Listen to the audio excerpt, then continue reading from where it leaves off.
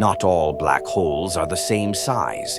In fact, black holes vary widely in size and mass, and they are generally categorized into three main types based on their size.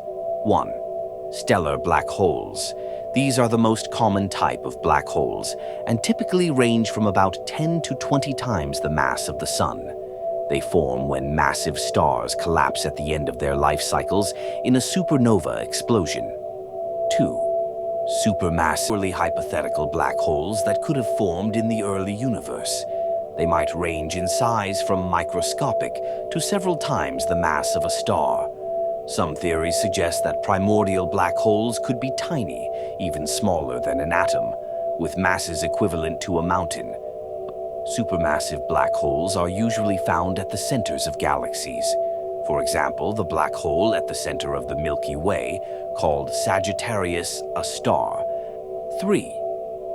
Intermediate mass black holes. Intermediate mass black holes are thought to range from hundreds to thousands of times the mass of the Sun.